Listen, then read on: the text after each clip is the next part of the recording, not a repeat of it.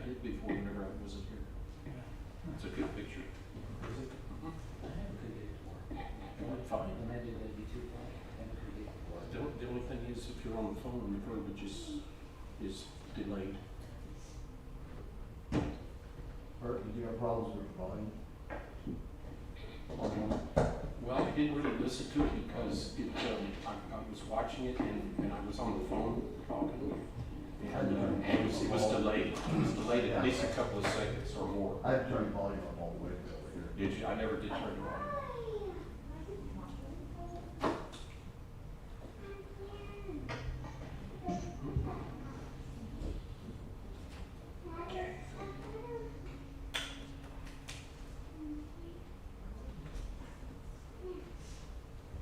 The anticipation.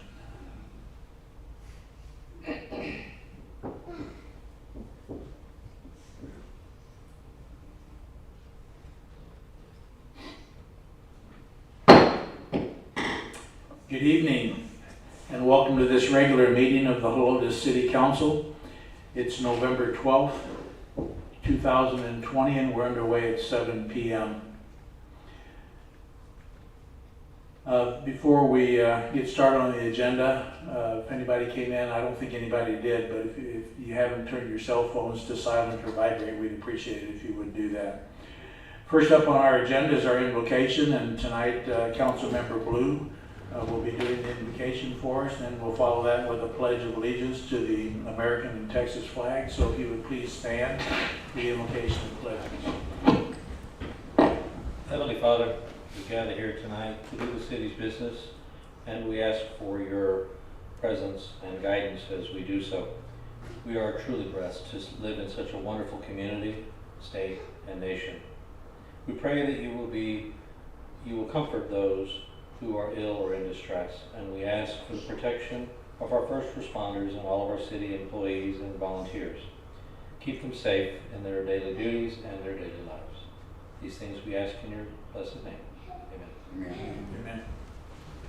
I pledge allegiance to the flag of the United States of America and to the republic for which it stands, one nation, under God, indivisible, with liberty and justice for all. Honor the Texas flag. I pledge allegiance to thee, Texas, one state, under God, one and indivisible.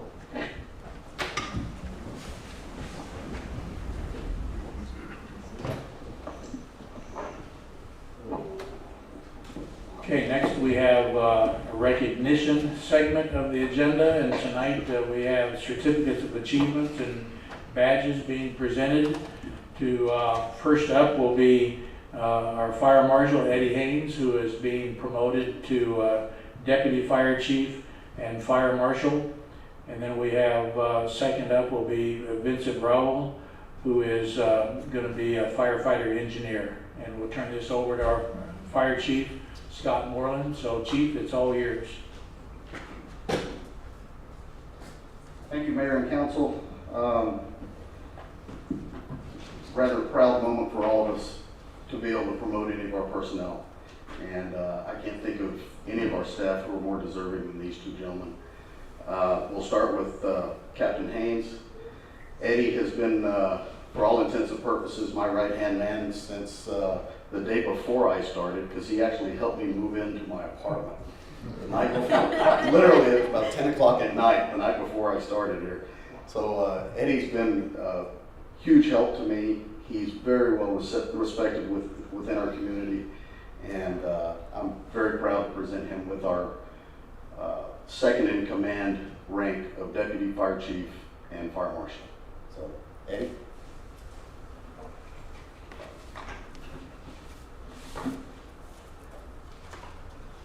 Get these out. Make sure I give you the right one.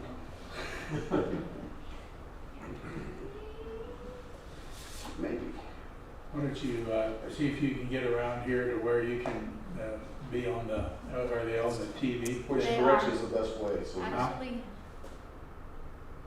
Move around that way a little yeah, bit. sure, Right? Alan's spot is. I don't know, I keep seeing it on YouTube.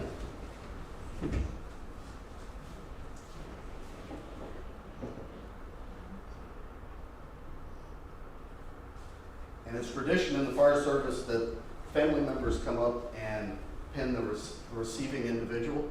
I'd like to invite Eddie's family up here. That's possible. See what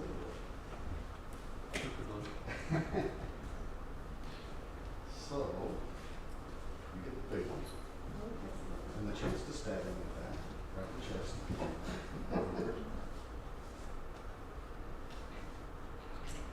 And then girls. Got a good reach for you.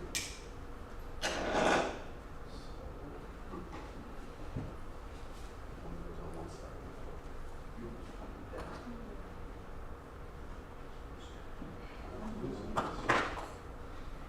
Too many loose pieces.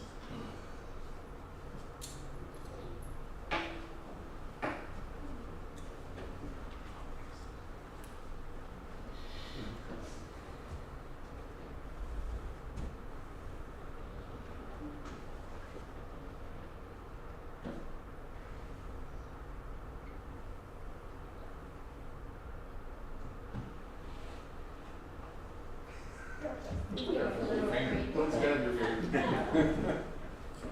New shirt? Good, at least it wasn't turned into a blood draw. You got a Chris in the white shirt. We have an email back here somewhere. One on each side. Just like this. Put the apples pointing down. There you go.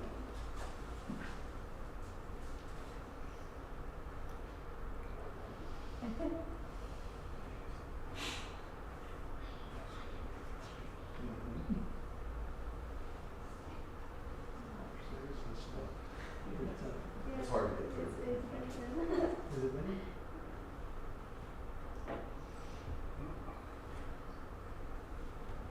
Might have to work those through.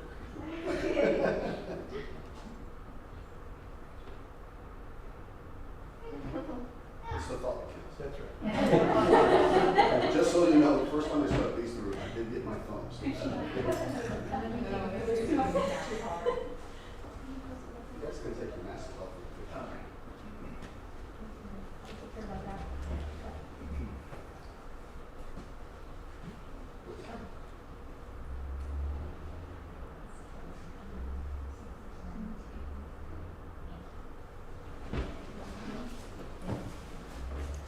Chief, I'd like to thank you.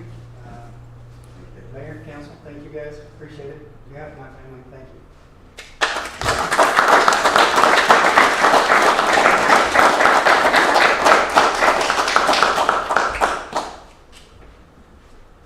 And staff.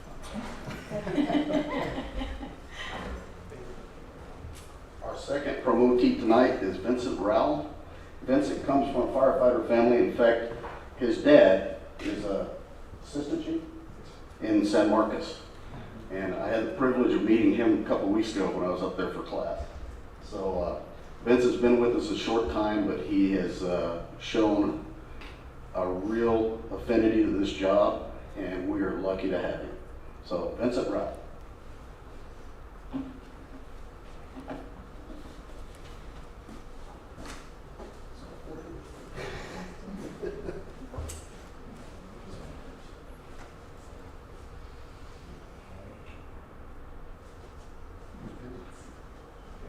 All right, come on up, sir.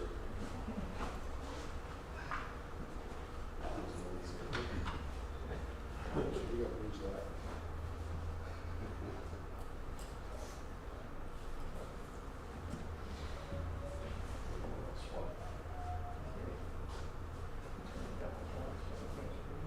Excuse me, I'll get in here. Try and get a good picture. Oh, yeah. You guys want to take your mask off? Sure. Ow.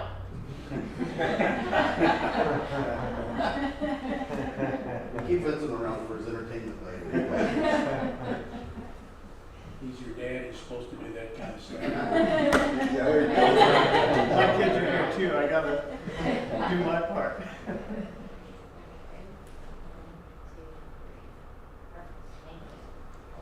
Thank you, Chief, Mayor, City Council. Thank you. Absolutely.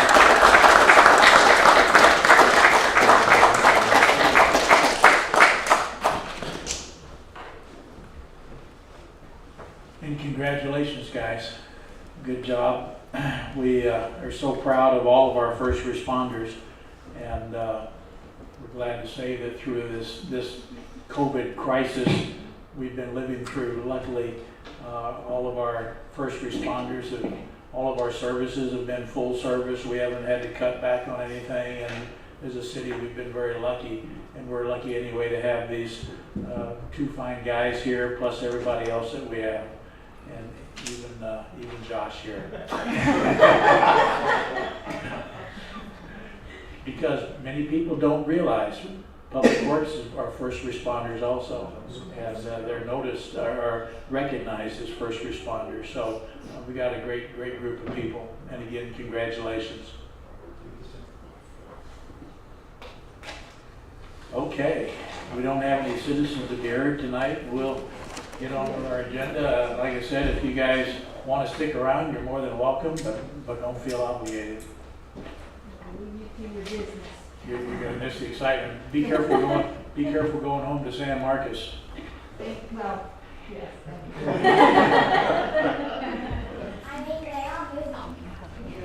Council, I don't know if there'll be any left, but there's cake at the fire station if anybody's interested. Thank you. Okay. So we'll keep it short tonight. Hey, it's up to these five. Good night. Thank you. Thank you again. Thank you. Bye-bye.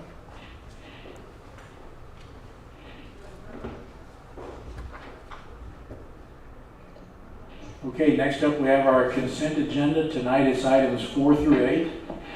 And the consent agenda is intended to be handled together in a grouping of items that are considered fairly routine business by the staff and me. So, but the council can ask questions or have an item pulled if they so choose. And I'd ask now, anybody want to ask a question about any of the items or request one to be pulled? What's up? I just have a comment about item 8, please. It's about the resignation of Mike McLaughlin from the P&Z. And I don't consider Mike McLaughlin a good friend of mine, but I just want to give him kudos for serving the city for a long time. Not only did he serve on P&Z, he was also on city council. I don't exactly remember how many years, but he stepped up also and served on city council. He's a fine man. I think the only thing that stopped him from serving the city any longer was, well, actually he moved out of town. So Mike, I don't know if you're listening or not, but thank you for all the years you gave to the city. You were a big asset. That's all I have, Mayor. Okay, anything else? Okay, then I'd look for a motion and a second to approve agenda items, consent agenda items 4 through 8. Mr. Mayor, we approve agenda items 4 through 8, okay. We have a motion from Matthew. Do we have a second? Second. Second from Fredericks. So no discussion being required. We'll call the question. All in favor of approving consent agenda items 4 through 8, say aye. Aye. Opposed, say no. Motion carries. That takes us to our items for individual consideration. Item number 9 is discussion of an action on a request by PR Custom Signs for approval of a wall sign located at 14893 Bandera Road, Suite 5B. And this is the building that's located at the intersection of Scenic Loop and Bandera Road. Been there for many, many years. And it's just a new business that's moved in, and they're making this request. So we take a motion and a second to discuss and take action on item number 9. Mr. Mayor, move that we discuss and take action on item 9. I have a motion from Fredericks. Do I have a second? I'll second it. Second from Blue. Paul, it's your motion, so you're right. I like the sign. I don't have any issues with it. It's kind of neat. I'm fine with it. Okay, Alex? I concur. I think it's appropriately sized, it fits well, and it's very appealing. Okay, Alan? I'm okay with it. Bert? I agree with P&Z's recommendation. Cynthia? I do too. Okay. Well, it sounds like we're okay for the question then. We'll call the question. All in favor of approving this sign request, say aye. Aye. Opposed, say no. Motion carries.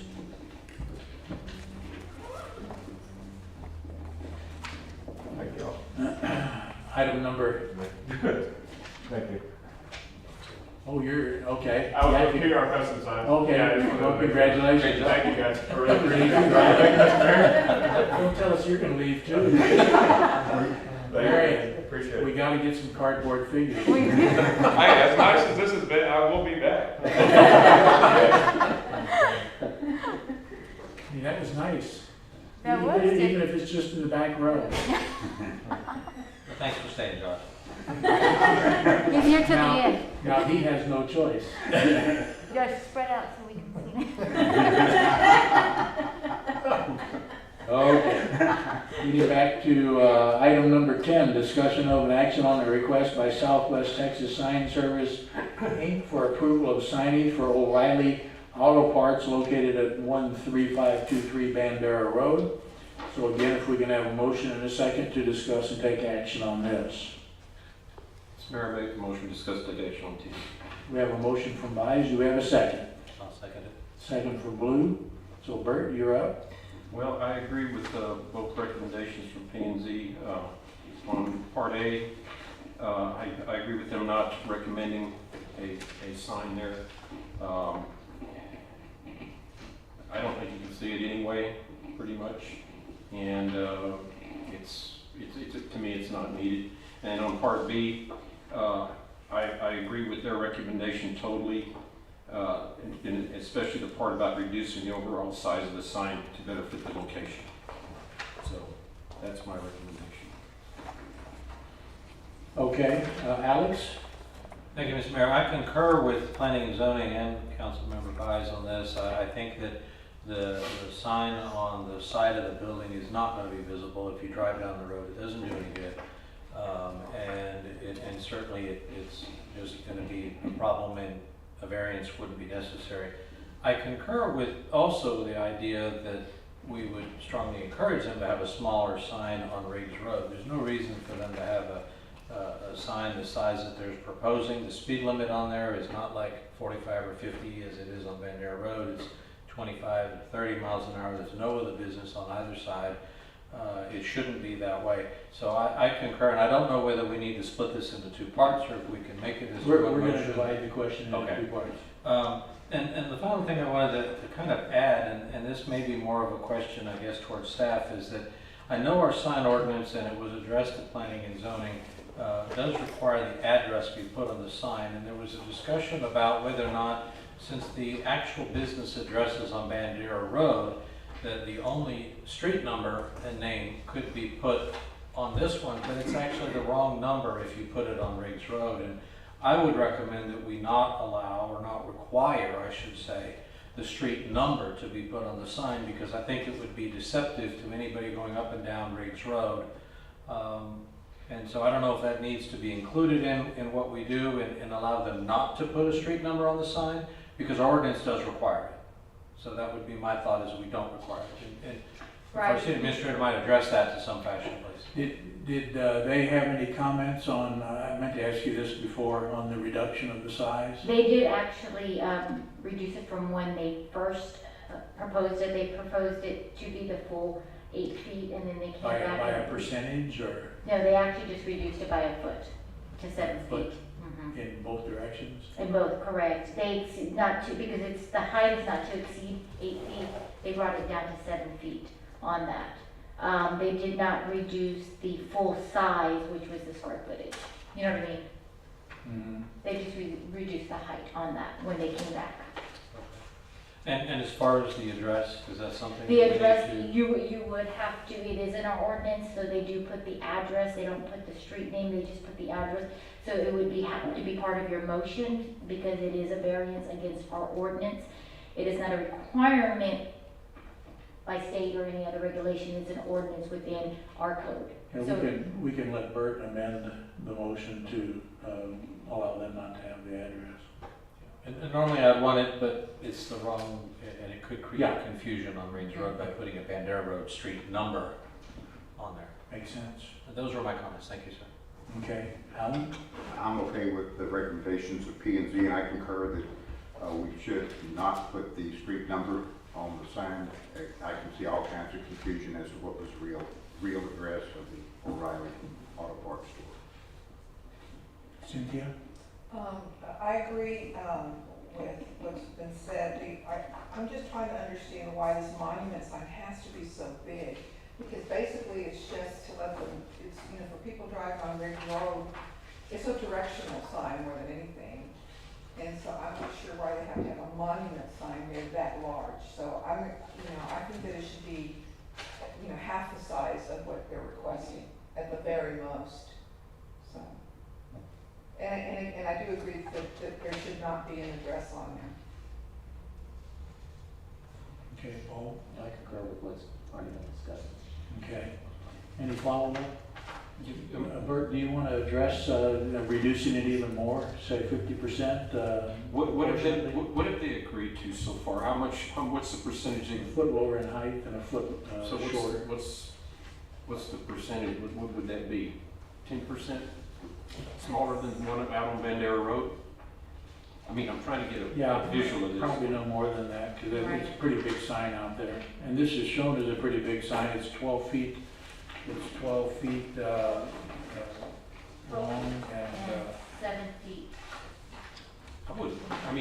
The speed limit there is only 30 miles an hour. I think half the size of the one up front would be fine. Yeah. I think we proportionally make it 50%. 50% or close to it, where however they can work it out. But I mean, like Councilmember Blue said, it's 30 miles an hour there, and then a little bit further up it's 25. And I think people are already slowing down. So, well, hopefully everybody's slowing down. So, Okay, we'll divide the question and vote on item A first, and then when we get to item B, you can amend the motion. So everybody's, sounds like you're in agreement on the secondary wall sign, so we'll call the question on item A. All in favor of allowing the sign, and a yes vote will be to allow it, and a no or a nay vote will be to deny it. So all in favor of allowing the sign, say aye. All opposed, say no. No. Okay, so that is denied. Selena, are anybody representing? There is a caller that's in the room. He or she never identified themselves, Okay. but there is somebody, I'm assuming, that's representing O'Reilly if you guys have any questions. Okay, I don't think I did. Yeah. Okay. Okay, and then on item B, the secondary monument sign, would you like to amend your motion to include the requirement that they reduce it by 50% in size, height, and width? And they can omit the address, but they do have to have the landscaping is Right. what y'all require. So if you want to make that amendment to your motion, that would be great. Okay, well, I'd like to amend my previous motion to include that the street address on the monument sign is not required, and also to reduce the size of the actual monument sign by 50%, and then also include landscaping, to also include landscaping. Okay, Alex, you second that amendment? I do, but we might want to be specific on with 50% of what? Their original presentation at P&Z or their changed presentation to us? 50% of what's here is the way I would interpret it. So as that was presented, it would be 50% of what was presented in the packet, the original submittal. Okay. And then yes, I will.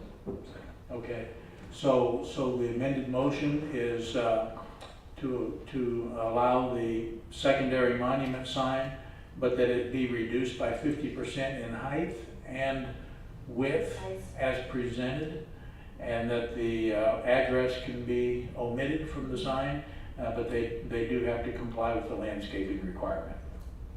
Good? Yes, sir. Okay, any discussion on that? Okay, then we'll call the question. All in favor of approving the secondary monument sign with the restrictions we just mentioned, say aye. Aye. Opposed, say no. Okay, so the secondary monument sign is approved with those modifications.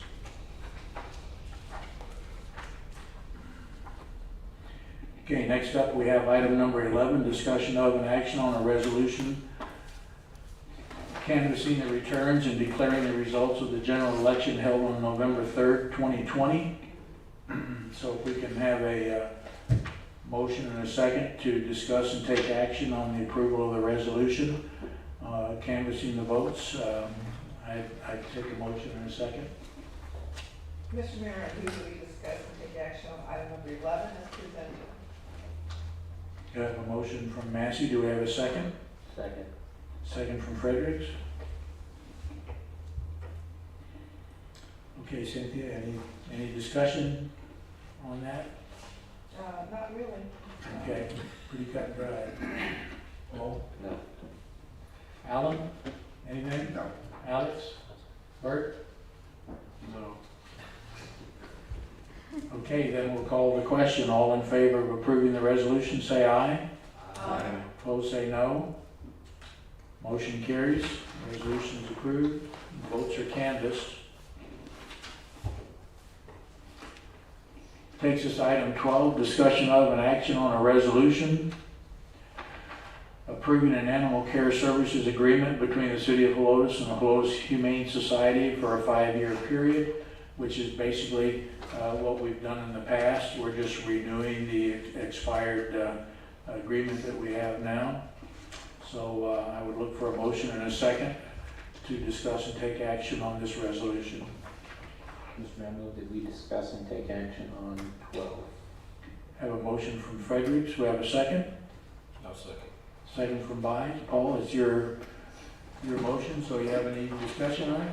I think last time when we were talking about veterinary services, we talked about this, and it really doesn't happen very often that we're It taking doesn't. animals over to the Humane Society. Right, we take it when they're not tagged, when they're not chipped, and when we feel like that we can't find an owner, and so they do go out. We've had since in 2020 we have had about 20 animals from January till November. 20 animals taken to the Humane Society. It's not a huge expense, and it's been 5 years. So that's why they went up. And this price, as I recall, is good for the 5-year It period. is, yes, sir. Yeah. And if we find the owner, do they reimburse? I don't know how often that happens. It's very rare that we'll find an owner that goes to the Humane Society because we've exhausted all other avenues before we take it to the Humane Society. But if, But if, That at that happens. point, then they would. yes. Okay. Thank you, that's all I have. Me. Yes. You're up. Yeah, I'm all for it. It didn't look, the fee structure hasn't gone up that much anyway. So, anyway, I'm all for it. Cynthia, anything? No. Alex? Thank you. Alan? I'm good with it. You're good with it? Mhm. Okay, so no other discussion? Okay, we'll call the question. All in favor of approving the resolution and the new 5-year agreement, say aye. Aye. Opposed, say no. Motion carries. Next up, we have discussion of and action on amendments to the City of Helotes Personnel Policy and Procedures Manual. And this is a project that Marion worked on with some of the staff. So Marion, I guess we'll see if you have any questions. Let me open it up and then we'll just answer questions, okay? Yeah, we also have April on the go-to meeting, our HR manager. Now? Yeah, she's, If you have questions. if you have Yes. questions. Oh. Yeah. Exciting. We're fancy. Okay, I'm here. do we have a motion and a second to discuss and take action on the personnel policies? Mr. Mayor, I move that we discuss and take action on item number 13. We have a motion from Massey, a second? I'll second. Second from Byers. Okay, Cynthia.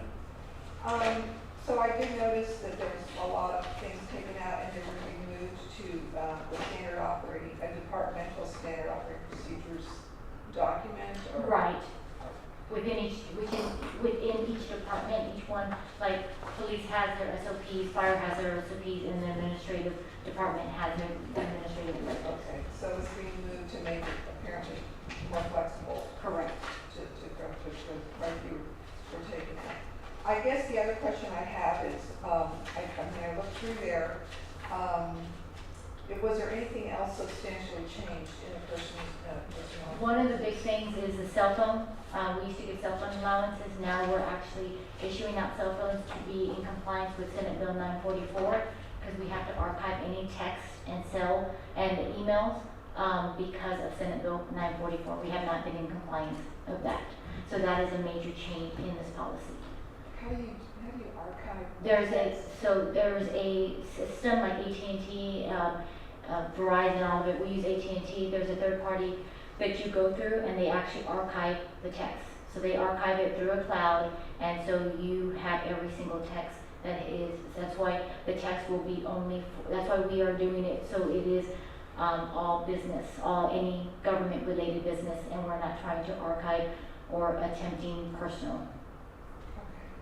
So the intent here is that any text or emails related to city business, the employees will use that phone. Yeah, that phone is all related to city government business. And how many people have this cell phone? There will be 43. So that's more than half of Yes. our staff. Okay. The other question I have, it regards, and I guess this is going to be, was there any change in the credit card policy? We're removing the credit card policy from there and putting it in within our financial policies, credit card. We're still working on that. Credit card has not been issued out back to staff until we actually finalize that. Okay, and then will the city council see that? No, we can bring it back to city council if you would like. It was going to be an administrative directive that the mayor and I and finance was going to approve. Okay. And initially, at this point, the only two people that will have credit cards, from my perspective, are Mary and Tabby.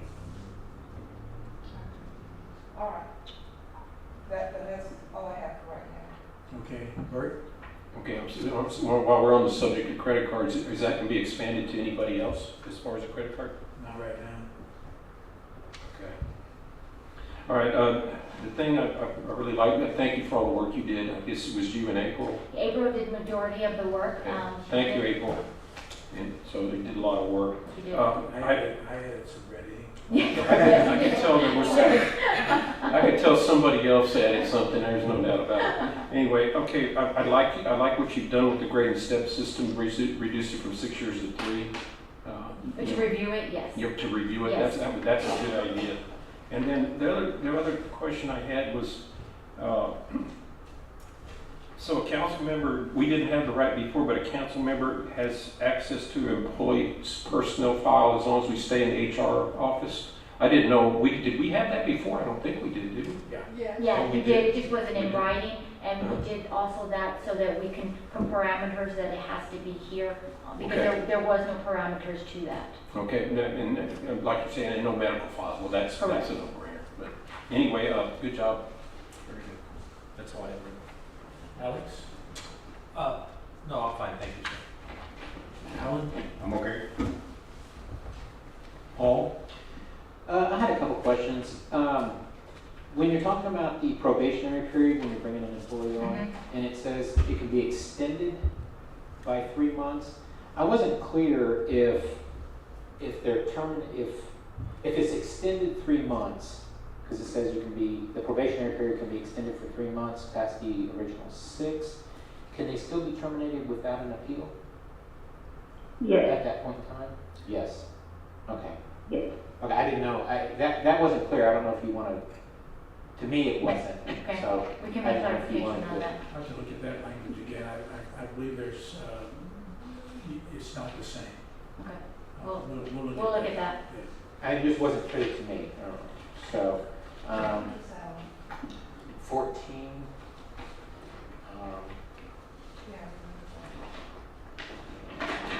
The only other thing I had that I looked at was the texting and driving, and I didn't know, did that extend to operating equipment? So if someone's operating a backhoe or some kind of equipment, is that included in that? So I assume you don't want people texting while they're Or any operating a backhoe. Yeah, any kind of equipment. Yes. Yes. So the department that, like Public Works, Police, Fire, they all have their own SOPs and safety procedures. And so that's why, well, for sure the texting and driving, I put that in there, but then the departments have their safety practices, I guess. And that will be more detailed within those SOPs. But each department's. Yes, correct. Okay.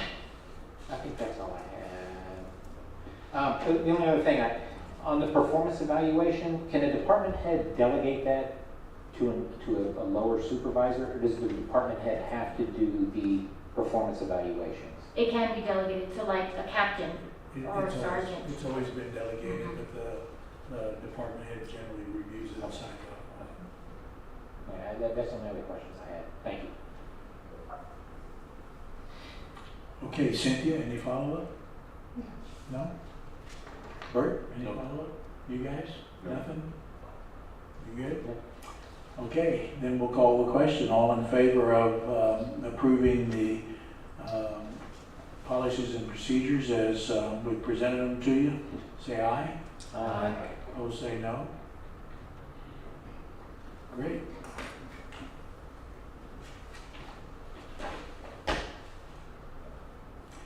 Okay. Next up, something exciting. We have a discussion and action on the City of Helotes street maintenance plan for 2021. And Josh has a PowerPoint that we'll go over. Alan, if you would flip the switch, we'd appreciate it. And then we'll let you do your presentation, then we'll open it up for discussion and questions. All right, well, I want to start off by saying thank you and I'm sorry. Thank you for taking up your time and allowing me to present some of the things the department's been working on. Sorry that we're doing our whole year in one meeting, so I got 3 presentations, but y'all are the ones that put in there as duties as assigned in the job description, so it's basically your fault that I'm doing all these. Okay. Just So, go ahead and start. Just start? Okay. So we're going to start off with a 2021 street maintenance plan, put this together with the help of Marion and Mayor Schoolcraft. We've had a couple meetings on it, and it started off larger and we kind of whittled it down a little bit. We're going to focus on 3 primary activities this year. One of them is a microsurfacing, one of them is a high-density mineral bond, a product known as HA5, and then we're going to look at doing some thermal striping. Some of the thermal striping we're going to have to do because we're going to overlay some streets with striping, but we'll get to that. First of all, as we talked about in years past, everything we do is based upon an overall condition index. So we look at different factors in the assets, the age, distresses in the vehicle, distresses in the asset, and different inspections that we perform throughout the year, and also maintenance activities in years past. We compile all these numbers and we come up with a condition index. So everything that's being recommended to be worked on met a parameter. The goal of the department is to get our entire asset inventory up to an average score of 75 for the entire infrastructure of streets. Average scores of 50, 100 scores perfect. We'll never be at 100, but maintaining that 70 to 75 is a great place to be for any city. Next slide, please.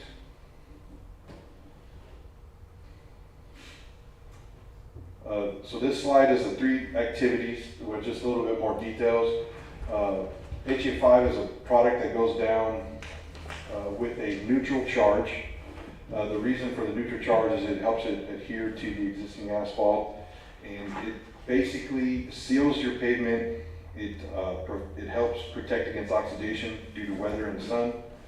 The microsurfacing is a little bit heavy duty product. It's a stackable surface treatment, so it helps with other distresses such as cracking, depression, and has a level up quality to it, whereas the HA5 is whatever's there when you put it down, that's what's going to be there when it's done. It's a real thin seal.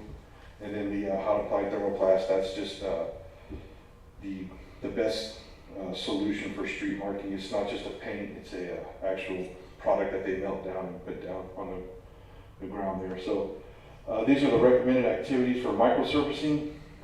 It's basically all of Hunter's Ridge neighborhood that we're proposing and Iron Horse Way. Iron Horse Way is more of a feeder street, right? A lot of traffic for that neighborhood in there, so we wanted to do something with a little bit more density and a little bit more structural to help with that traffic. In Hunter's Ridge, that street has a lot of cracking, and we've done a lot of crack fill in there, especially at the entrance to the neighborhood. So if we would have went with the HA5 just in that street, those cracks will bleed through. So you'll see all the cracks and the lines because the crack fill's thicker, higher than the asphalt. So we went with a little heavier deal there just to help with that. And then one of the main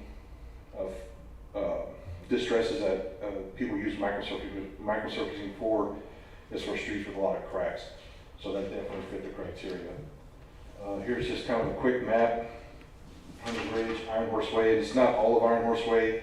It's up to the intersection with Flying Horse. The rest of Iron Horse will be in future plans, but right now that's just the main part there. Here's HA5. We talked about it already. This is basically going to be a lot of streets up in Iron Horse that are not the main road, Iron Horse Way. So a lot of the neighborhoods still left and right off Iron Horse Way. What we did here was look at certain streets or segments of road that maintenance activities were recommended for, and then we used that complete street model. If we were going into a neighborhood and we were going to disturb these residents, we wanted to just knock out the whole neighborhood. So we're in there one time and we can get out of there. Instead of piecemealing it, so to speak. We can just go down. Sorry I didn't point out on the micro, but we do have total square footage there that we're doing, and that'll come into play in a little bit. That's the map of the HA5 streets. So you see Iron Horse Way there in the middle, and then the basically 5 neighborhoods, 2 to the left, 3 to the right, that we're going to be working on up there. Now for the street markings, the Iron Horse Way portion of this, as y'all know, there's center striping and some crosswalks. So if we do out of micro on that street, we will have to come back and restripe. So that's something that's going to happen. The Shanefield Road and Braun Road are sort of alternate programs that we're looking at. We've got some complaints in the area. We may wind up doing some, not all, trying to weigh out the most important areas over there. We've got some crosswalks that need some work. And so we're just presenting as a whole, and we'll go off for bids on that and see where it gets us. Sorry the color didn't show up very good there, but you got Iron Horse Way at the top and then Braun and Shanefield down there to our extreme.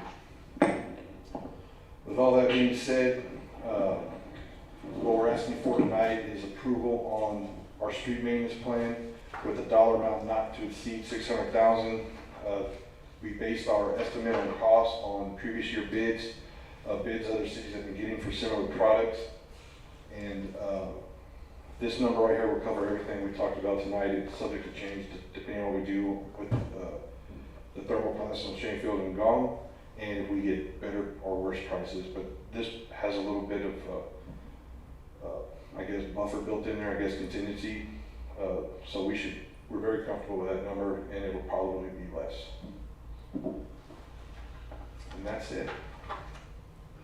Just touch on the microsurfacing. You mentioned Iron Horse Way because of the traffic volume being a little higher, but we're also doing it in Hunter's Ridge. And just cover real quickly the reason we're doing Hunter's Ridge with the microsurfacing instead of the HA5.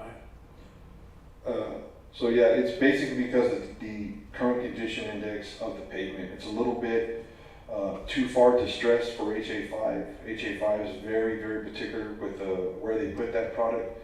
One, it's sole source. 2, they give a really good warranty. In fact, a warranty that no other product matches. They weren't real happy with the street. There's a few areas at driveway entrances where we have some rattling, some breakage of asphalt. We've done some repairs in there, so it's pretty much ready to go, but also the cracking, the high amount of cracking at the entrance of the neighborhood and the crack fill that we had to put on there. So we just wanted to put something in there that would make that street, it's going to basically appear to be a brand new road when we're done, but at a fraction of the cost of milling and overlaying asphalt. Okay, great. And this is an action item to approve the plan, so we'll look for a motion and a second to discuss and ask questions and take action on the street maintenance plan for 2021. Mr. Mayor, make a motion to discuss take action. What is this, 14? I have a motion from Buys, do we have a second? I'll second it. Second from Massey. Bert, do you have any questions for Josh or discussion? Well, just one thing I'd like to say, we wouldn't be able to do all this if it wasn't for your suggestion. Again, I know I tell you this before, but the quarter cent sales tax was your idea, and Team effort, we all, but yeah. well, I understand that you came up with it. We wouldn't be able to do this without your suggestion. When would you, once the bids go in and everything, when do you think it would start in the spring? Yes, definitely in the spring, actually. You have to wait till the right season to start. Yeah, it's already getting to the point where it's too late in the year. We're actually ahead of the game this year. Was the plan all along, is to get the plan put together, bids out and present early in the winter, and that way in the spring we're ready to go. And it also helps out with pricing, because a lot of contractors are coming in doing big jobs for San Antonio, TxDOT, Bear County. And if we tell them, hey, we're ready to go, work us into your schedule, it gets us a better in price, because they're already in the area, they don't have to mobilize as far, and they're already geared up. So it's really the optimal time to start getting the packet put together. So early spring we're ready to go. So if the weather behaves decently, all this could be done in 1 year? Oh, absolutely. Oh, Yeah. Really? Within a Absolutely. couple of months. Seems like a lot. Yeah, probably could get it all done in about 3 weeks, to be honest with you. Really? Yeah, once we get going. That's amazing. Well, we're not doing it, the contractors. No, I understand that, but still. Okay. Yeah, plus this gives us a chance to see which bowl game the Aggies are gonna be playing. That's right, that's right. All of that, and then we'll. Playoffs, we might make the playoffs. But they're not playing this week, No, that's all I had, Mayor. right? They're not playing this week. No. Cynthia, any questions? No, I think it's a great idea. We need to do this, obviously, it's time. And I just was wondering, how much do we have in that fund at this point? I think the last time I looked, it was $1,078,000. I believe that's a very close What did you estimate. say? $1,078,000. So I just wanted to make sure there's money left over in case there's other Oh, big yeah. issues. Yeah, that was one of the mayor's priorities this year, is we're catching up on a lot of streets. We've done, the last 3 years, we probably touched 70% of our street assets, and now we're looking at down the road larger projects, saving as much as we can, being real conservative with what we do on a yearly basis, and get that bank built up so that we are prepared for that kind of stuff in the future. Okay. And we're averaging, probably dropping 50,000 a month into it, the sales tax comes in.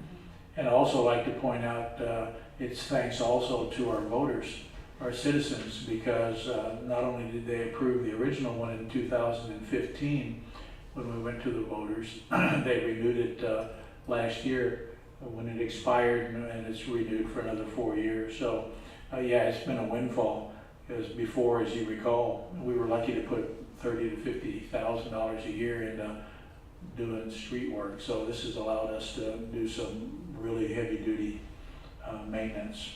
Yes. That's it. Okay, so that was your motion and your second, and that's all you had? Yeah. Paul, anything? No, I'm all for it, yeah. Thank you Alan, very much. anything? I'm okay. Alex, I completely agree. you're good? Okay, any follow-up from you, Bert? No, sir. Okay, then we'll call the question.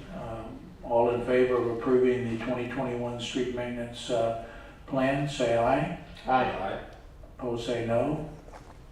Good job, Josh. Thank you. Thank you. Okay, round two, we go from streets to water. So this is a presentation on the City of Helotes Municipal Separate Storm Sewer System, or MS4, for fiscal year ending 2020. And this is something that we've did originally back in 2008 when it was required, and we've had to renew the permit and do all of our stuff. So Josh handles all of this now, and this is not an action item. This is just to fill you in on where we are and what he's done, and that we're up to date on everything. Take it away, Josh. Okay, so as the mayor touched on what the MS4 is, basically that's anything in the city that water runs off of when it rains. So it could be a street, creek, anything that we maintain, man-made channels, storm drains, concrete, all that good stuff. Basically, what we're required to do is put together a stormwater management plan that describes specific actions we're gonna take over the life of the permit, in this case, 5 years. And the primary goal is to reduce pollutants and protect the stormwater quality within the city. Part of that is setting forth measurable goals. And in these measurable goals, we do things called best management practices to meet those measurable goals. So you're gonna hear BMPs, best management practices. You're gonna hear another term, minimum control measures, MCMs. You take a best management practice for each of the 5 MCMs. They're expected, like we were talking about, to eliminate or at least lessen the impact of discharges of the stormwater pollutants into the stormwater system and protect the state waterways of Texas. Within our management plan, within the city of Helotes, there are 28 best management practices. Those best management practices, 28 of them, the rule is they have to answer or they have to connect to one of 5 minimum control measures. They're listed on this slide here. So we have to do a best management practice to educate and outreach the public and get involvement from the public. We have to do illicit discharge detection and elimination, construction site stormwater runoff control, post-construction stormwater management, and then pollution prevention and good housekeeping. So we're going to go over all 28 in great detail. No, we're not doing that. I picked out 5 best management practices. I'm going to get Alex good, right? I picked out 5 best management practices that fulfill each one of these minimum control measures, just so you can kind of get an idea of what we do throughout the year. So the first thing we're going to focus on is public education, outreach, and involvement. It's in our plan, best management practice 1-6, education of elected officials. You can see the measurable goal and the action there is to provide an overview of our permit and progress and attend at least 1 public meeting a year. So that's why we're here tonight. This is satisfying that minimum control measure in that best management practice. Moving on, illicit detection and discharge elimination, excuse me. One of the things that we submitted to the state that we're going to use to help us detect illegal discharges and eliminate them is to map our stormwater system. So on the left there, you see our measurable goal, continue updating and mapping the stormwater system. We actually got the stormwater system fully mapped back in 2016. And since then, we've just been updating it with new stormwater structures as they come in. You can see down on the bottom there on Gullen Road, you see the Brycewood stormwater features there. So we're 100% mapped, so we've definitely met this minimal control measure. Right now in the city, there's 139 unique stormwater structures that we inspect on a bi-monthly basis. And we do a little report on those, and then when the state audits us, they say, hey, have you been doing this? We say, here's all the inspections, let us know if you need anything else. So that's what we're doing there. Yes, sir. An example of that would be any of the detention ponds that we have for the properties, is that right or not? Most detention ponds are actually private infrastructure, so we don't really get involved in them until it becomes an issue into the public MS4 portion, right? So we do once a year inspection on all private large detention and retention ponds just to check them for functionality, make sure they're being maintained. But that's not actually part of our mapped stormwater system that we are responsible for. I was just curious about the illicit discharge detection. So where would the illicit discharges come from if it's not from somebody's private property? In our area, mostly dumping. People will say, oh, there's a nice little drainage ditch for some trees, no one can see me. Here we go, we're gonna throw some stuff down in there. A lot of it can be from commercial activity, like you said, private property, we get a lot of that. And people's yards are really not that big of a deal unless they're draining their pool. That's normally the biggest one we get in certain neighborhoods with lots of pools. But mostly it's just commercial activity or people just dumping. In other words, it would be stuff coming off of private property into the public right of way. Correct. Would be another way to put it, right? Correct. Okay. Yeah, it's not an illicit discharge as long as it's on your property, but when it leaves your property, that's when it becomes discharged and makes it illicit. Moving on, the next Minimum control measure is construction site stormwater runoff control. So the way we're meeting this minimum control measure, the best management practice we're using is construction site enforcement and inspections. So what we do is anytime a developer comes in, they submit a stormwater pollution prevention plan. I review that plan, see if it's adequate to prevent discharges into the MS4. And then every 14 days, and anytime it rains more than ½ an inch, we're required to go check that. So I could go check that on a Friday. It could rain ½ an inch on Sunday. I gotta go check it again on Monday. So right now, up to this point, when this power plant was put together, we had 8 active construction sites within the city of Helotes during this 2020. And on those 8 active sites, we've done 90 plus inspections, and that number's actually gone up. I got like 12 to do tomorrow, so. Next one we're going to look at, minimum control measure, engineering design review. That meets the post-construction stormwater management. So what we have is a city ordinance, and when those same developers come in and present their plan to us, they have to have a post-construction plan, how they're going to stabilize the soil, how they're going to keep that property to keep discharging it. If we had a lot of industrial, this would be more significant, right? But we don't have a lot of industrial around here, so. But all stormwater management plans go to the city engineer. They're reviewed and they're approved for pre-construction, construction, and post-construction stormwater activities.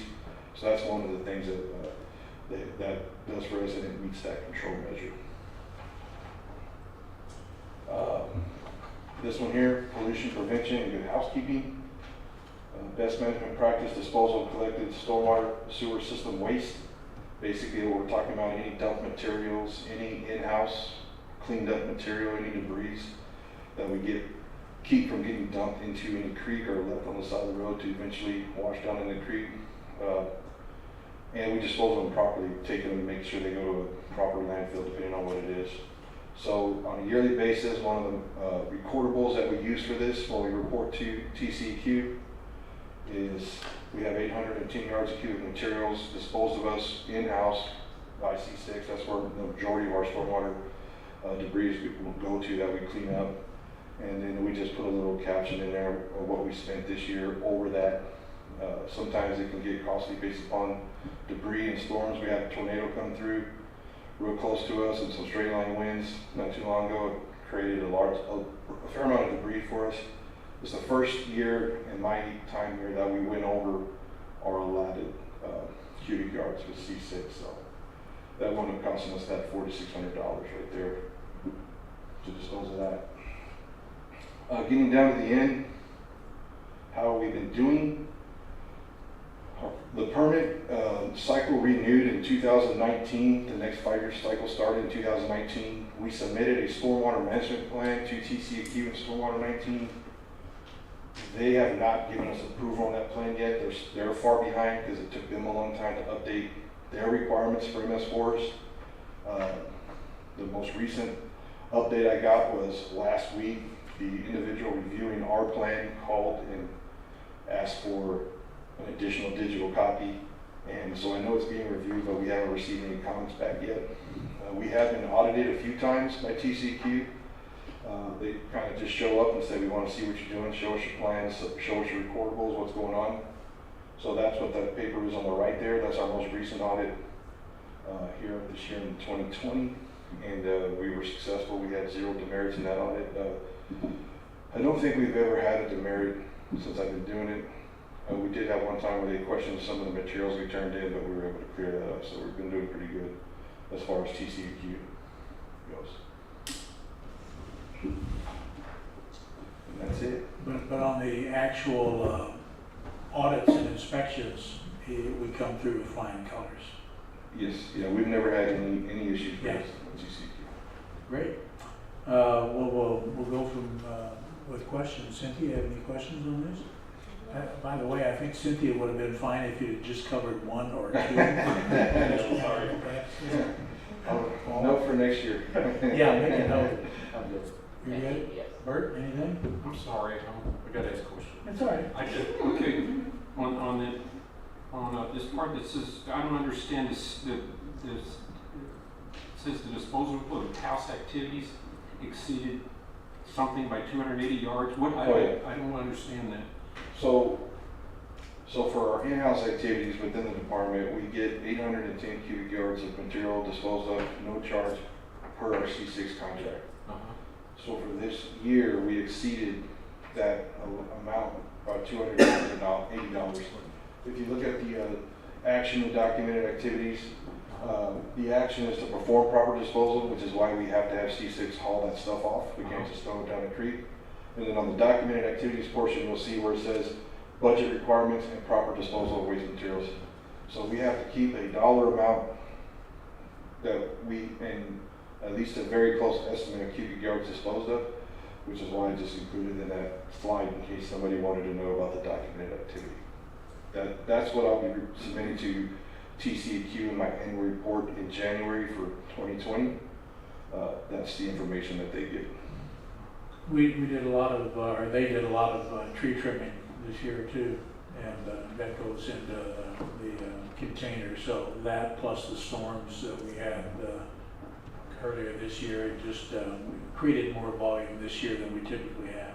It also meets a couple other criteria. We have a requirement to sweep city streets. So when we sweep those streets, that material gets disposed of in the dumpster. We record that cubic yardage, and it's just there's 28 of those things, and we try to double up as much as we can, so we don't have too many best management practices to do every year. Well, from what I can see, it's really not that big. Didn't go by that much, or it didn't. I mean, it's only $5,000. Yeah. Yeah. Okay. Thank you. Are you ready for the next one? I'm ready if you guys are. No other questions? Did you guys have any questions, Alex or Allison?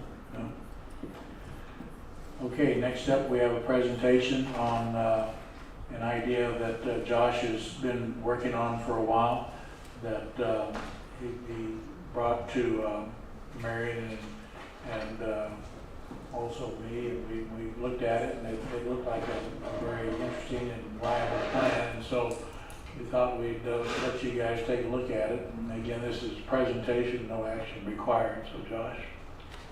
So as most of you know, I believe majority are on council. 2017, I was appointed to serve as a city arborist for the city of Helotes. So that's when I kind of got into this portion, Chapter 94 of our Vegetation Code.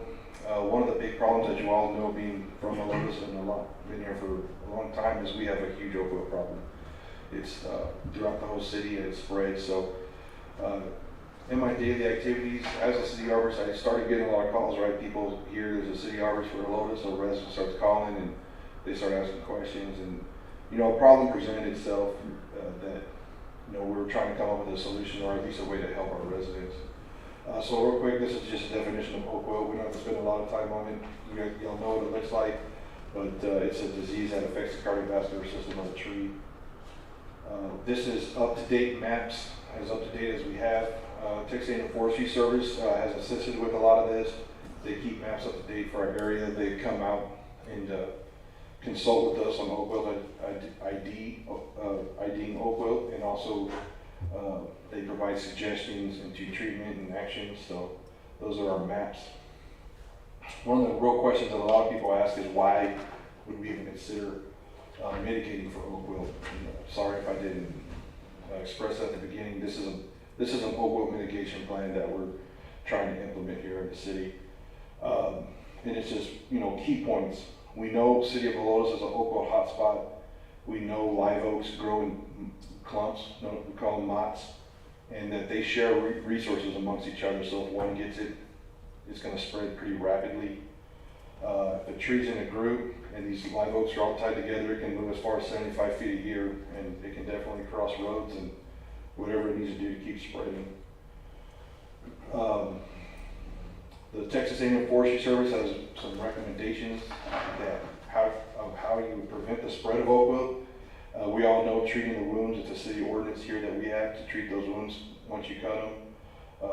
Trying to discourage that beetle that breeds in those oak wilt mats and spreads it from coming this way.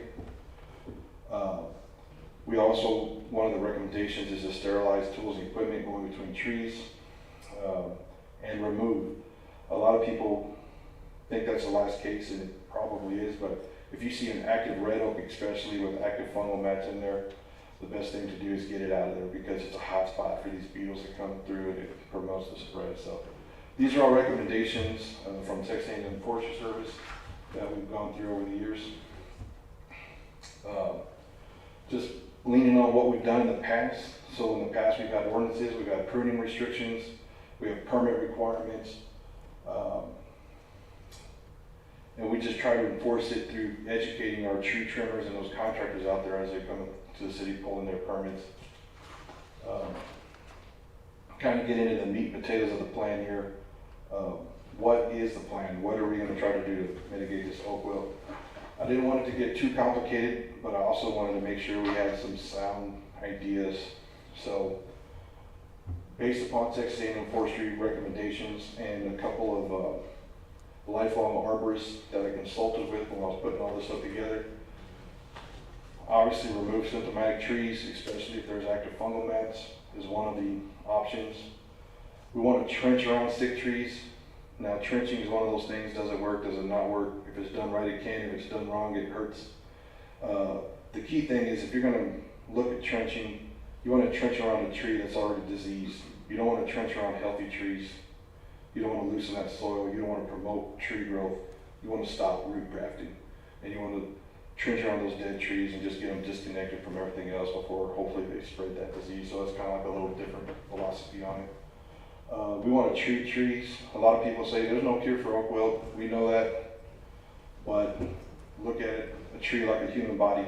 If you go to the gym every day, you take vitamins, you work out. I don't, obviously. That tree is healthier and stronger, and it gives itself a greater chance, right? So if someone's in an area where there's oak wilt and they want to treat their tree with some type of fertilizer or preventive measure, that would be something that would fit in with this oak wilt mitigation. And then the most key thing that probably gets overlooked the most is diversifying our urban forest. That's a word that I'd never heard before until I started doing arborist duties, urban forestry. We want to make sure that you don't have too much of one species of trees because inevitably you're going to get a disease, a pathogen, or you're going to get an insect come in and it's just going to wreak havoc. Emerald ash borer up in the northeast has just decimated a bunch of cities, and that's kind of where that philosophy comes from. You want to have enough diversity in your tree canopy to where one disease like oak wilt doesn't just wipe out all your canopy, right? So what are we going to do? What are we pitching? What do we want the residents to take part in? Well, we're basically trying to incentivize the residents or help the residents who are concerned with oak wilt in their property to do some of these mitigation activities. Removing dead trees, trenching around sick trees, treating trees in close proximity that are showing signs or at least close to other trees showing signs. And then also the main thing, diversifying our tree canopy. We want to promote tree planting. We want to promote proper tree planting. And we want to try to diversify our urban forestry that way, our urban forest, excuse me. That way it's more, less acceptable to one single pathogen or disease or sickness or bug, so to speak. I'm sorry, the very top page is the most important part. We are monetarily helping these residents, that's the plan. And we came up with a number, how much do we want to allow one resident to apply for, how much do we want to use, it's kind of like a grant. The idea is to help them but not do the full project for them. So we're rolling this out with half of the cost of the mitigation activity up to $500. So if you plant a tree and do some treatment and it costs you $1,000, the city's proposing to reimburse $500. You would submit an application, you would prove that that's what it costs you. I would review it, inspect the site, and then we would reimburse up to $500. If you spend $1,200, you're still only going to get $500. If you spent $300, you're only going to get $150. So it's half of the cost, up to $500. One of the questions was planting trees, diversifying our forests. What does that mean? So I consulted a couple of arborists that have been out here for a very long time and asked them, hey, what trees have you worked on, planted, or seen in our area that have done good with our soil conditions. And this is a list they gave us. I will not pretend to know what every one of those trees look like. I've seen about half of them. I'd have to Google the rest. But also the gentleman I was consulting with was one of those guys who's been doing it for 20, 30 years, whatever, and I just said, I trust you. The other native tree species I put up in there just because if someone has a particular tree they're fond of and it services the needs of the entire forestry program as a whole, hey, we'll consider it. But the residents would put that in their application, let us review it, and go from there. The big question is, how are we paying for this? Where's the money coming from? The great news is it's not coming from the residents. That's the main thing. If you're going to try to do something good for Helotes residents, and you can find another way of funding it that's not putting an undue burden on them, that's the pie in the sky for public service, right? So every commercial business that comes in here, they're required to do a tree preservation plan to meet our ordinances.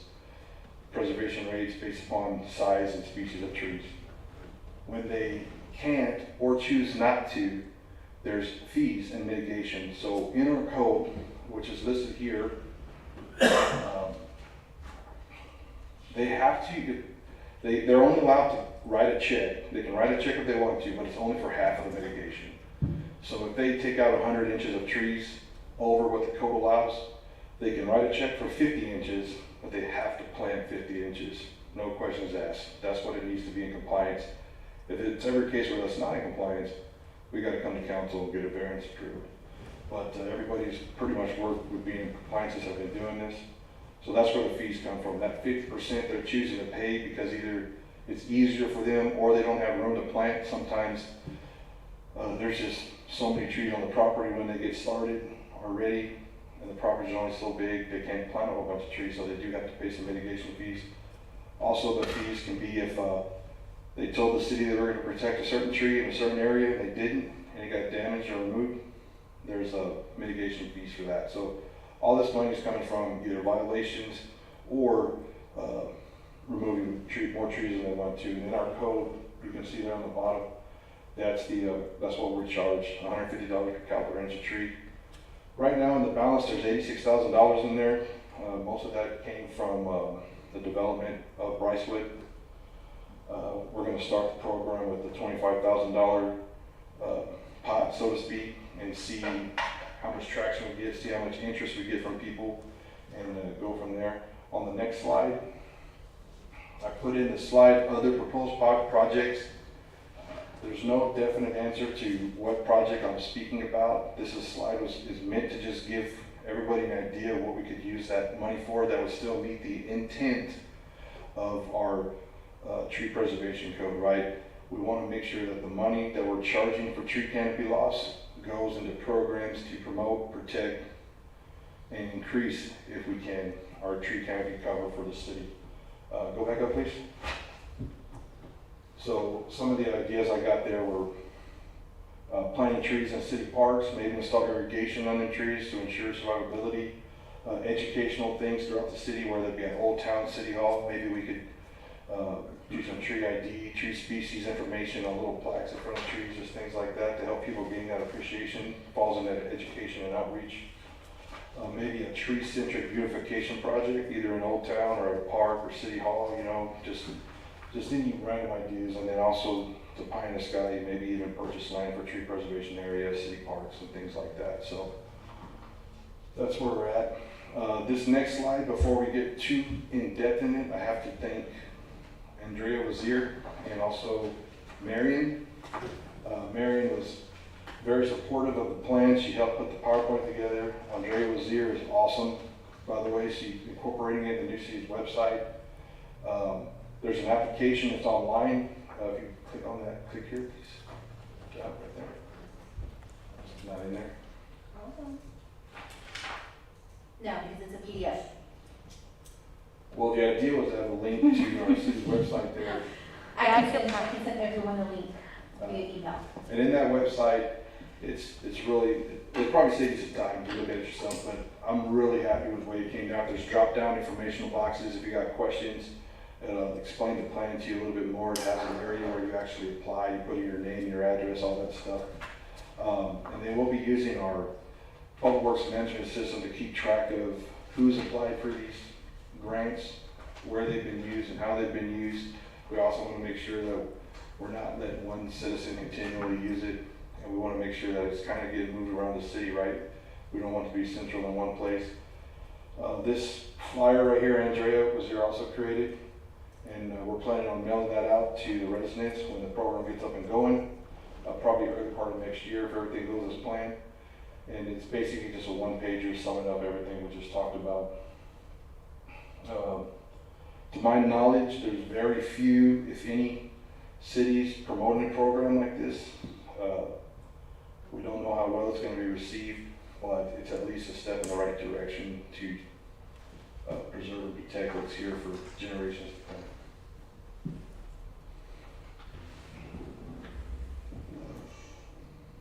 Good job. Sorry. That's Sorry, I okay. was long-winded, I apologize. That's okay. Alan, any questions for Josh? I know cottonwood trees were. Yeah. Some cities have outlawed cottonwoods in total because of the pollen that they put off of those buzz things, fog up air conditioners. So I don't know. And the other one was, are other types of oak trees such as red oaks or Shumard oaks or bur oaks, are they affected by oak wilt? Absolutely. Any oak tree would basically not fall into this program. We're not trying to increase oak trees in the city of Helotes. Especially red oak. Red oak's more susceptible than live oak. Is it really? Cottonwood tree, I also asked that question. I've never considered them to be desirable, and they're brittle and they break easily.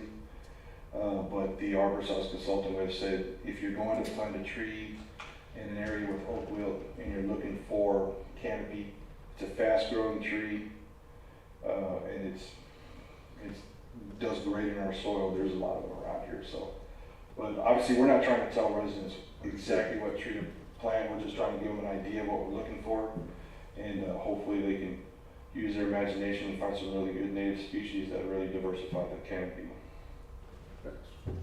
Cynthia, anything? Yes, I have a very strong knowledge of oak wilt.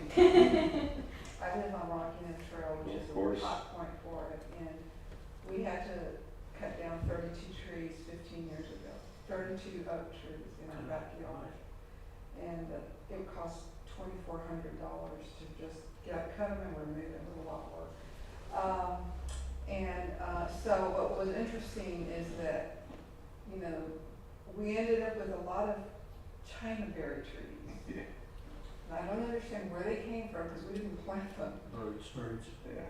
Is that where, and are those native? I thought those aren't really native, are they? If they're not native, they are now, because they're. Yes, So now on the list, we're going to need to add them for sure. Well, the thing about Chinaberry trees is they have a very shallow root system, but they get really tall really fast, and a strong wind will blow those things down. They're a little dangerous trees.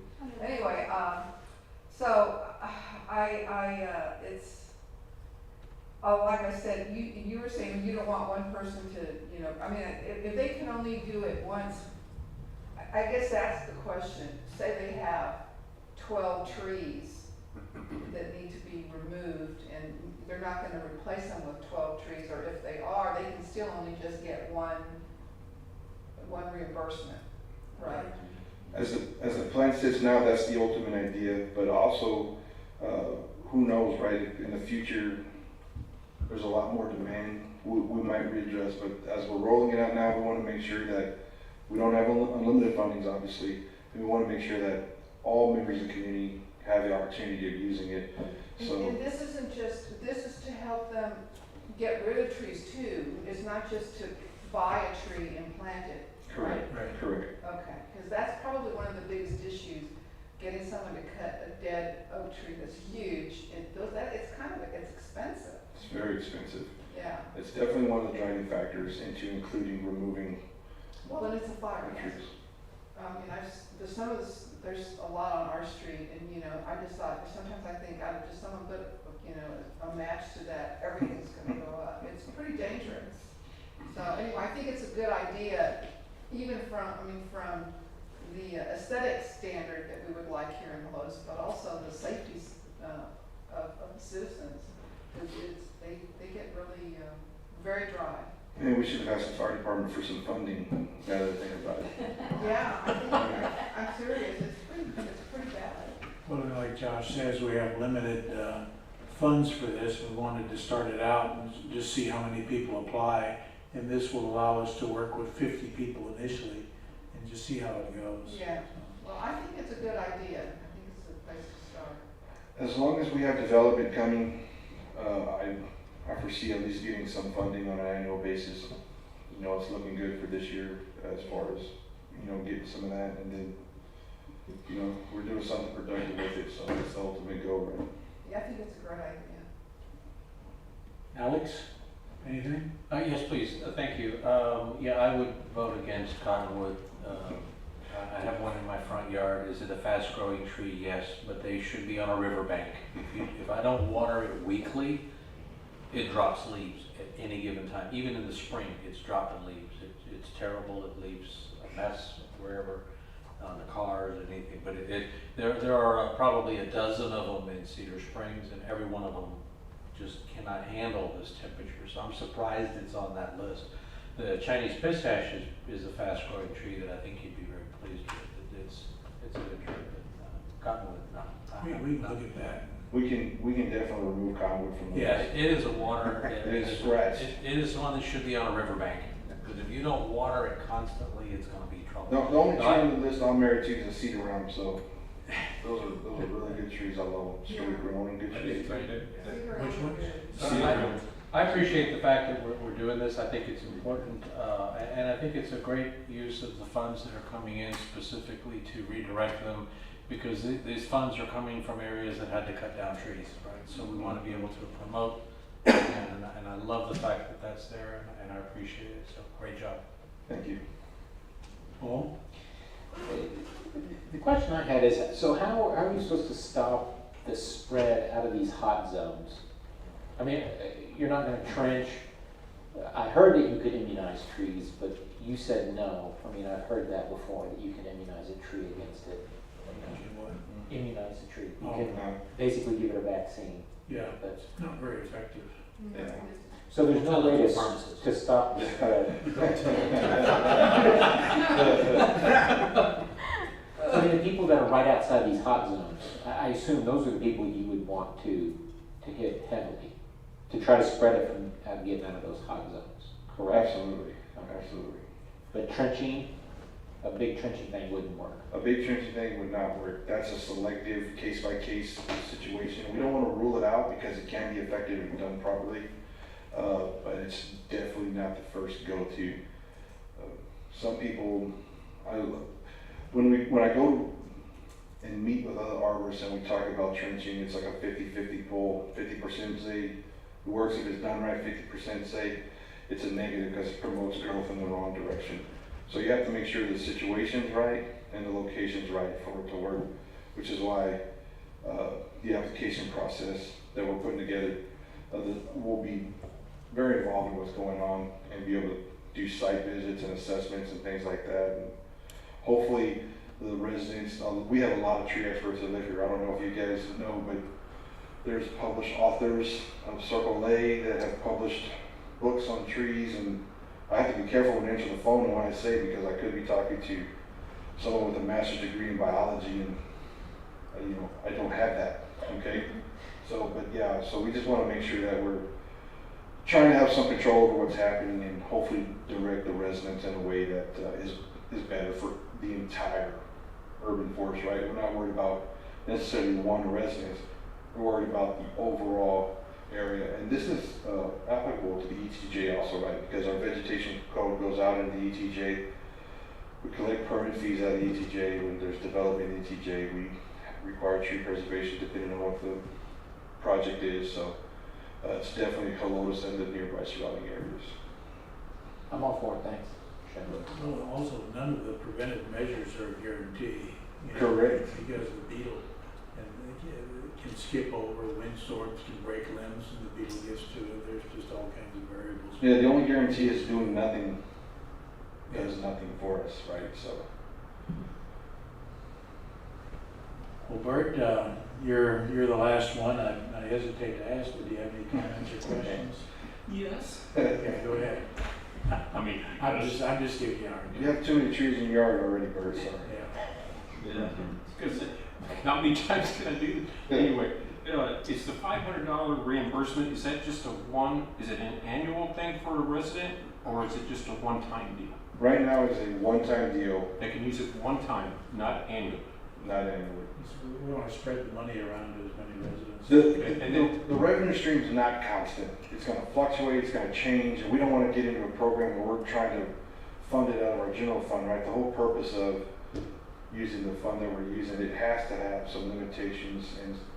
Okay, so you have to have Oakville to use this? No, sir. You Oh, just you have do to, not? you just have to live here, yeah. Okay. And plant any of the trees to help offset future oak wilt. And then I guess my last question would be, who's gonna do this work? You're busy already. The only work that we're gonna be required to do is administrative. We'll figure it out, it's not a big deal. Your guys are not gonna do this work? No, sir. This will be, Okay, I didn't. the residents will be either planting it or hiring contractors to plant it or doing whatever they do, and then. This is just Just think of it like saws, when Gotcha. they have a rebate program on Yeah. toilets or something, you know, you get a plumber, you do that. Okay. You send in your application with receipts. Okay. Josh will go out and inspect the tree and make sure everything's as it was applied for, and then we'll cut them a check.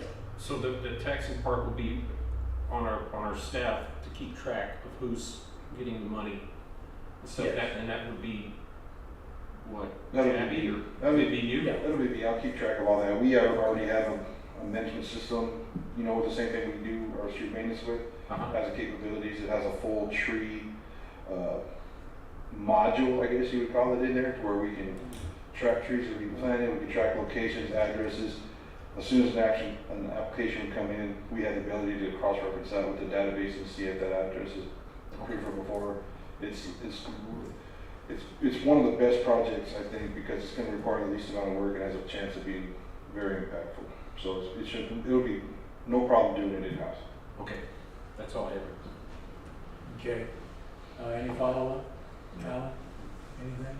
I have a question. Okay. He asked the question, the tree does not have to have a book. Are you talking about for like treating, like, Well, because I'm looking at the program, it says removing dead or symptomatic trees. Do they have to be oak trees? yes. Okay, because the question he asked was, do they have to have oak wilt? Oh, I thought you were referring to the treating of infected trees. They don't have to have oak wilt for us to reimburse treatment, to help strengthen the tree. But they have to be oak trees. Correct. Okay, because I think that needs to be a little bit more Yeah, clear okay. in your, how you write this up. I mean, not- obviously, if you're gonna have oak wilt, it should be an oak. But, you know, sometimes you have to spell these things out. She's also asking about treatment. She's asking about treatment, so if you have another tree that's having some type of distress, whether we would reimburse treatment of that tree. Yeah, that's what I was asking, if it's just some, like a cedar elm, for example, which is, you know, might be dead, and would that be part of the program? The program is geared towards oak wilt, but to be honest with you, the only requirement we have is to protect or preserve canopy, so other trees could be allowable. The idea for this is specifically oak wilt. If y'all have suggestions on that, you can Well, I absolutely. think that once you get into the Present. program, and people start calling about very odd things, you might figure out that you might have to curtail or limit certain things, because it's a little confusing to me. And then the other thing is the trenching, and you're right about one thing, that the same year that we lost all of our trees, our next door neighbor decided that they were gonna trench. They went and got an arborist and, you know, all that stuff. They trenched around their entire property, and they still lost all their trees, and it cost $9,000 Yeah. to trench around their entire, well, they had over, you know, almost 2 acres. They live right next door to us. And they asked us if we wanted, you know, have ours, and I said, no, we already have to pay $2,100 and get rid of the trees. It didn't, they all die. pretty much. Trenching around healthy trees is like, I probably, we'll talk later. Okay. I'll give you my thoughts on trenching on that. Unless the mayor gives me approval now, I'll say it. Yeah. Okay, well, I just think you need to clear up a little bit about what trees you're gonna be removing and, you know, if, primarily to me, most of the things out here that are dying are the oak. Mhm. So, And that's what it's geared for, then replacing those oaks with something that's something different. non-oak. Right. And we do have a little notation on there that we added that we can change the parameters of the program. You know, as we run across stuff or questions, if it's not working, Flyer. change it up as we need to. Yeah, so if you see the flyer here on the bottom, local mitigation program is subject To change that change. flyer. That's Okay. to keep us from getting in trouble. Yeah, that's good. It's probably a Marion or Andrea edition, it's definitely not. It was the mayor. It was a mayor. It was Yeah, it was the a mayor that mayor came up with the word. Who, I should have guessed. I'm always- Isn't it red ink on the flyer? Yeah, we always have Well, to. if it was in red, we would have known it was there, but it wasn't. Yeah, did you hear that? It was in red. Alex, it was in red, Alex. Oh, yeah. It was in red. Mr. Mayor, I agree with the council member Massey. I think that, you know, I mean, if I have a tree that dies in my yard, the way that was stated, it said removal of dead or symptomatic trees. But Removing large trees is very expensive, and if it has nothing to do with oak wilt, or may not even be an oak tree, I could come to the city with that and say, hey, I need you to cover half the cost for removing my tree, because that's what the program says. What you're talking Well, it's about. up to 500. Yeah, cottonwood, yeah. It's still hanging on. We wouldn't hesitate to tell you no. I know that. Subject to change, of course. Paul, anything? And here we are back to Bert, anything? Nope. Oh, We need to man. vote to approve the expenditure of funds, is that what we're doing? We didn't have this as an action item. It's part of what the mitigation plan, line item is for. So it's just one of those things that we're letting you know, we're looking at this program, see if y'all had any heartburn over it. But, and we'll be adding to the mitigation fund. It's really the first time we've had a good balance in the tree mitigation line item, thanks to some of the development we have going on. So basically, that's it. Thank you. Thank you, John. Yeah, Josh, good job. Hope we didn't wear you out. Okay, that takes us to the end of our agenda. I would like to, before we adjourn, just, we have two of our council members. This will be their last meeting, and that's Council Member Blue and Council Member Holmes. And just like to thank both of you for your service to the city on the council. Alex, especially you. You're another one of these long-term volunteers, not only here, but on planning and zoning for many, many years. So that's what it's all about. And hopefully maybe you'll want to look at planning and zoning again. But, or maybe you're ready to retire, who knows. But, you know, that's what being in a small city is all about, and volunteering and serving, and just really want to let you know how much I appreciate it, and I'm hoping everybody else does too. Thank you, sir. Yeah, Alan, you had your time on the EDC, and again, the invitation's there whenever we have a vacancy on anything, don't hesitate to reapply. Will be. Okay? Been a pleasure. Yeah, it's good. Anybody else want to say anything, or, okay? If there's no objections, then we will adjourn. No objections being heard. We're adjourned at 8:30.